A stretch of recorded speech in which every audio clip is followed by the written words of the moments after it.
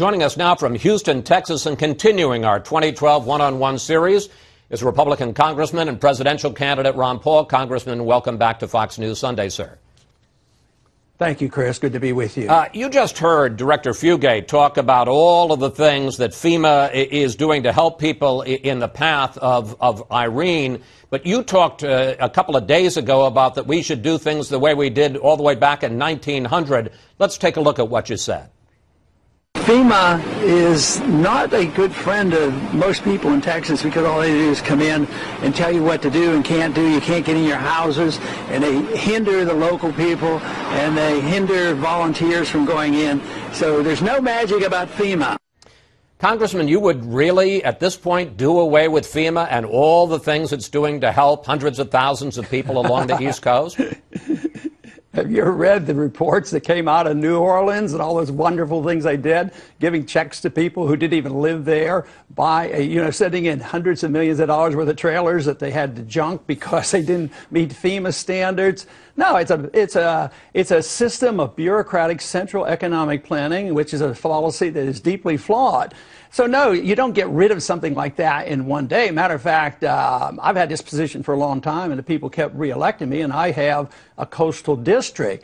But I've also suggested that there's different ways to finance this, too, because actually FEMA is in big trouble financially. Their flood program is about $20 billion in debt.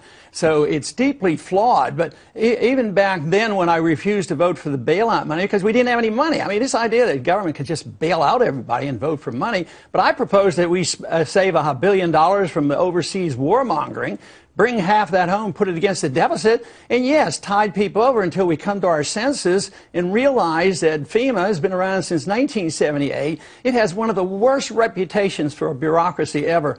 I win elections because I fight for the constituents to overcome the bureaucracy. You can't imagine how many calls we get because FEMA's getting in the way and they can't get their checks, they can't get their bailout. Then these checks go to, contractors. And the contractors and the people don't end up with the money. The contractors end up with the money, sometimes in no-bid contracts. So it is anybody who wants to defend this department and this agency, they have a tough argument to argue for. So briefly, Congressman, I assume that if the administration comes, because as we say, FEMA's running out of money, it's the end of the fiscal year, and they may have a lot of costs right now.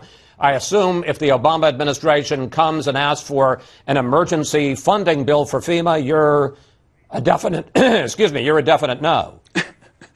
Well, where would the money come from? We don't have any money. What are you going to do? Go hat in hand to China and borrow the money? But I would consider what I just said because I have precise beliefs in what we should do, and I want to transition out of this dependency on the federal government. But I would say, yes, Obama, you want $1 billion? Cut $2 billion, quit that war in Libya that is undeclared and unconstitutional. Bring those troops home, save $2 billion, put $1 billion against the deficit, and yes, tide our people over. I mean, we've been conditioned our people that FEMA will take care of us and everything will be okay. But you try to make these programs work the best you can, but you can't just keep saying, oh, they need money. Well, we're out of money. This country is bankrupt. So this idea that the bleeding heart will say, well, we have to take care of them. I mean, the whole idea of FEMA is a gross distortion of insurance. Matter of fact, FEMA creates many of our problems because they sell the insurance because you can't buy it from a private company, which means there's a lot of danger. So we pay people to build on beaches, and then you have to go and rescue them. So it's so far removed from the market and the understanding of what insurance should be about. Insurance should measure risk. It shouldn't be a bailout program endlessly and encourage people to make mistakes. And that's what we continuously do in the flood-prone areas. Congressman, and you've expressed them here, your libertarian views are certainly somewhat unconventional, but they have picked up growing support in this race. And let's take a look at the numbers if we can. The latest Gallup poll shows you in third place in the GOP presidential race with 13% behind Perry and Romney, but ahead of Bachmann and all the other candidates. And in a matchup with President Obama, you're now basically even at 47% to 45%. Question, what's going on here? Why are you gaining such traction this year? Well, because it's a good idea, and it's the American ideal. But I'm fascinated with your word unconventional. Isn't it strange that we can apply that term to freedom and liberty and the Constitution, limited government, and a balanced budget? You're proposing this unconventional idea of government. Well, I think you're right about it. Today, under today's circumstances, it has been unconventional probably for about 50 years. But right now, the Tea Party movement and the independents in this country and the people who are caring about our bankruptcy, they think that what we've had is unconventional with regards to our Constitution and the principles of liberty. So yes, people are waking up and they're saying, yeah, Ron Paul's right. Why are we fighting all these undeclared war? And why do we have a Federal Reserve that bails out the rich and dumps on the poor? And why is it that deficits don't really matter and politicians just stand around and talk that they're going to nibble away at a budget deficit that's 10 years out? So, no, this is a very popular philosophy, and it's not my philosophy. It's the philosophy of the Constitution. It's the philosophy of liberty, private property rights, and not dependency on government. That is the big thing. People are supposed to assume some responsibility for themselves in a free society. Congressman, I want to explore what your goal is in this campaign, and I want to read from an interesting profile of you in the latest issue of Time magazine. Let's put it up on the screen. As presidential contender, Paul remains an extreme long shot, but as prophet, he is still defining the GOP race. Paul's allies say he's more interested in influence than political power. He does not have a great personal desire to be the president, says Jesse Benton, Paul's campaign manager. My question is, are you in this to win it, or is it enough for you just to shape the debate? Yes, I'm in it to win it, and you're absolutely right. I do say that I'm more interested in influence and power. Matter of fact, as president, I would reduce the power of government. I wouldn't seek it. I would never take the power from the Congress. I would not go to war without congressional approval.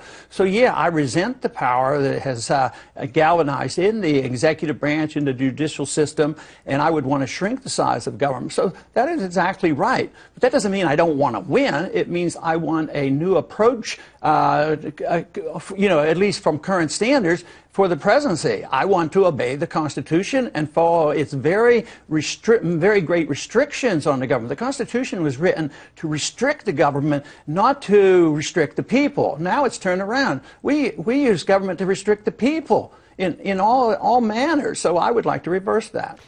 Let's turn to foreign policy, which you've addressed a couple of times already in this conversation. While most people celebrated the toppling of Libyan leader Gaddafi this week, you did not. You said this: the current situation in Libya may be a short-term victory for empire, but it is a loss for our American republic. Worse still, Gaddafi's successor is likely to be just as bad or worse than Gaddafi himself.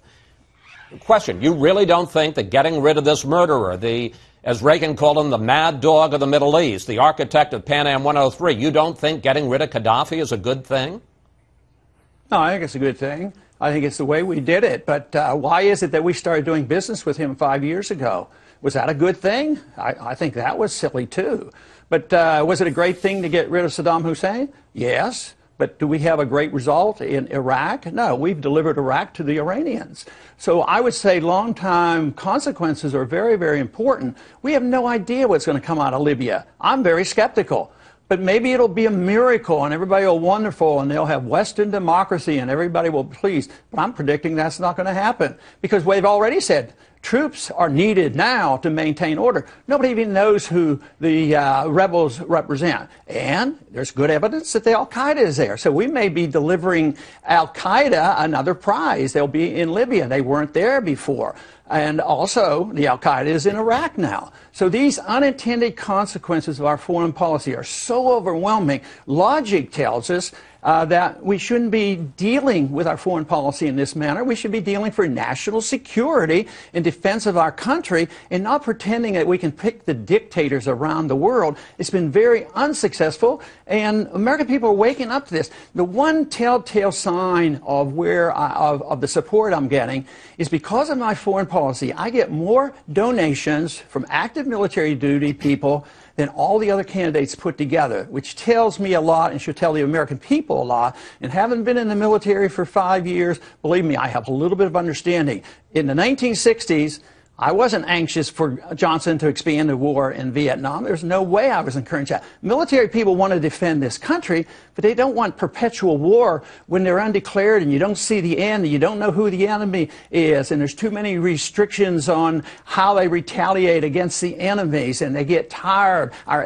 our guard units are over there. Our guard units should be here taking care of us when we have floods. But no, they're overseas. And the military is worn out. It's time for a change. If for no other reason, we're flat out broken. We can't afford the empire anymore. I'm sorry to interrupt. I've got a couple of more questions I want to ask you, and we're running out of time. You are a disciple of what's called the Austrian School of Economics. What is that, briefly? And what would economists like Ludwig von Mises and Friedrich Hayek, who were two of the leaders of the Austrian School of Economics, what would they say is the right way to deal with boosting the economy now and with dealing with our national debt?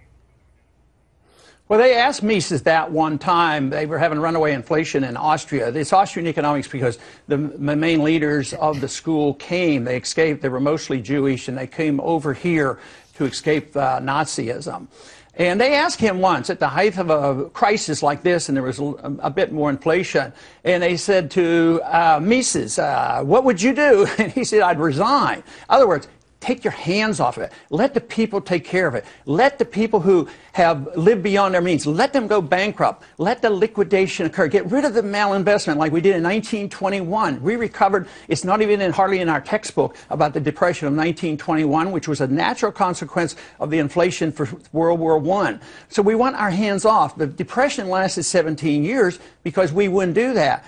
Japan has had hands-on. They've been in the doldrums for 20 years. So, and we're now into this one. It's a lot more than 5 years. We're basically been over 10 years that our economy has been slipping. So they would say, hands off, give us a sound currency, free up the markets, property rights, enforce contracts, make sure people go bankrupt when they're bankrupt, and don't bail out their buddies. Don't let the Federal Reserve create money out of thin air and bail out their buddies. But the most important thing about Austrian economics is the artificially low interest rates which cause business people, savers, and consumers to do the wrong things. They make mistakes. So it's sort of like a price control that causes all the problem. And Congressman, we have less than a minute left. Fed Chairman Bernanke announced this week that he is not going to take any immediate action to boost the economy. Do you think that your criticism, which is now being echoed by some other Republicans, both in the presidential race and in Congress, do you think your criticism may have led him to pull back? Well, he really hasn't pulled back. Symbolically, he has, and he's not having another QE3.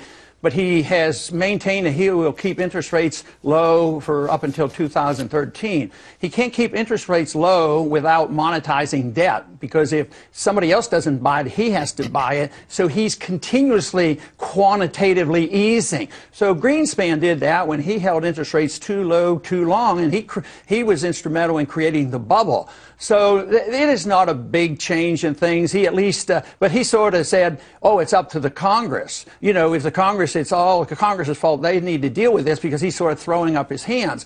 But all he needs to do is quit monetizing debt. Interest rates would go up and Congress would be forced to cut. That is why gold backing a currency, a gold standard, restrains big government. Governments can't spend endlessly for entitlements, and they can't spend by deficit financing to fight these endless wars. Congressman Paul, we're going to have to leave it there. We want to thank you so much for joining us and for the economics lesson as well, sir. Always a pleasure to talk with you, and we'll see you on the campaign trail. Appreciate it, Chris.